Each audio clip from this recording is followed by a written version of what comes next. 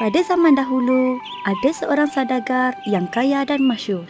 Dia dikenali sebagai Tok Saudagar. Tok Saudagar mempunyai seorang anak perempuan yang bernama Siti Ratna.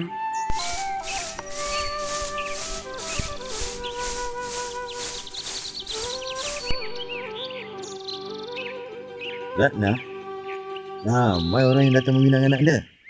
Akan tetapi, tiada siapa pun yang anak dia sukai. Percakapan di antara Tok Saudagar dengan anaknya itu didengari oleh seorang pemuda yang kebetulan sedang melalui kawasan rumah Tok Saudagar. Ayahanda, Ratna bukannya memilih. Tetapi Ratna mahu bakal suami Ratna seorang yang pandai menulis dan membaca supaya dia boleh membantu ayahanda. Kalau begitu fikiran anak dia, baguslah.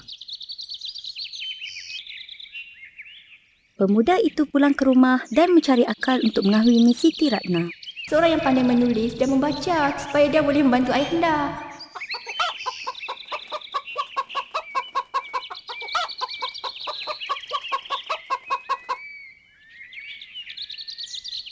Pada keesokan paginya,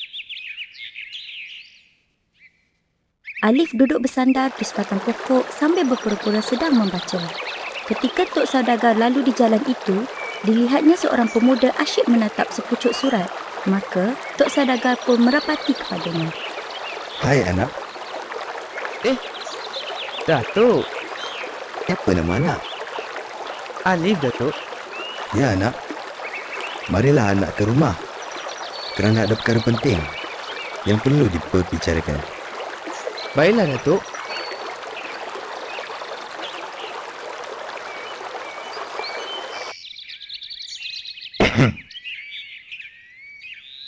Sudahkah Alif beristeri?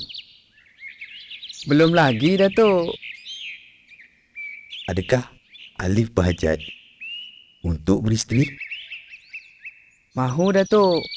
Tapi siapalah yang mahukan hamba? Hamba orang miskin. Itu tak mengapa. Datuk lihat Alif pandai membaca. Sebab itu, Datuk berhajat untuk kahwinkan Alif dengan anak perempuan Datuk sendiri. Siti Ratna namanya. Adakah Alif bersetuju? Besar tapak tangan. Niru saya tadahkan.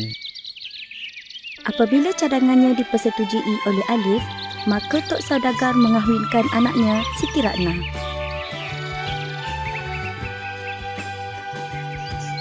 Alif, ayahanda hendak belayar. Ayahanda akan menghantar surat kepada Alif apabila satu perkara yang ayahanda mahu Alif laksanakan dan mendatangkan faedah kepada perniagaan kita. Hari esok, ayahanda akan belayar.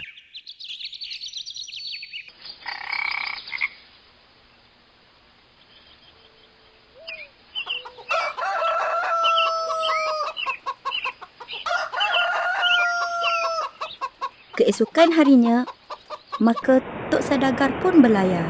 Setelah beberapa purnama berlayar, maka Tok Saudagar pun menulis pucuk surat kepada menantunya. Selang 2 purnama, maka surat itu pun sampailah ke tangan Alif. Dia gelisah melihat kandungan surat itu kerana dia sendiri tidak tahu membaca. Hendak bertanya kepada orang terasa malu. Maka dia pun duduk bersandar di tangga lalu menatap surat itu seolah-olah sedang membacanya. Kemudian dengan tiba-tiba, Alif pun kelihatan sungguh. Siti Ratna hairan melihat keadaan Alif. Kakanda, apa yang Kakanda rusingkan? Mengapa Kakanda? Mengapa kelihatan sedih? Adinda bacalah surat daripada ayahanda ini. Anak anda, perniagaan pada masa ini baik. Anak dia jagalah segala barang-barang di gudang. Apabila harganya naik, hantarlah barang-barang itu kepada ayahanda. Wahai Kakanda, surat ini cuma mengatakan ayahanda meminta Kakanda menyiapkan barang-barang dagangan dan kirimkan kepadanya apabila dikehendakinya kelak. Adinda, bukannya Kakanda tak tahu akan masuk surat ini. Tetapi Kakanda sedih. Kakanda kesihan melihat huruf Alif. Begitu, Adinda fikir ayahanda ditimpa dengan perkara yang tidak baik. Peristiwa tersebut amatlah menduka citakan Alif. Dia takut kalau-kalau Tok Saudagar menulis surat lagi. Oleh itu, dia pun berazam untuk belajar supaya dia pandai menulis dan membaca.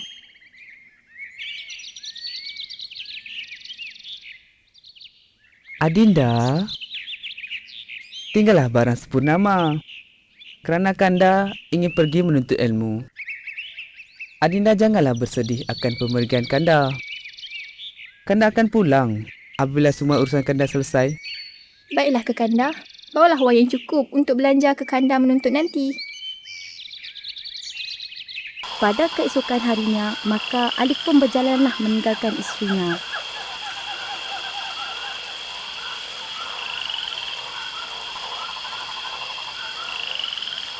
Setelah 2 hari berjalan dan berlayar menyusuri laut, maka tibalah Alif di rumah Tok Guru.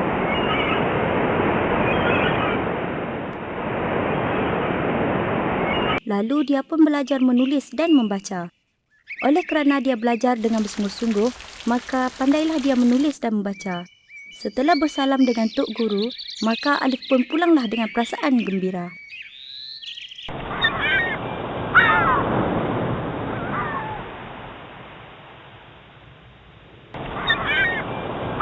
Ketibaan Alif disambut oleh Siti Ratna dengan senang hati.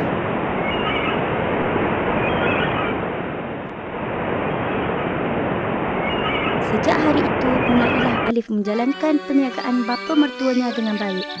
Dia menjalankan urusan sehari-hari dengan teratur. Surat-surat daripada Tok Saudagar dibaca dan dijawabnya. Dengan hal yang demikian, maka bertambah majulah perniagaan Tok Saudagar.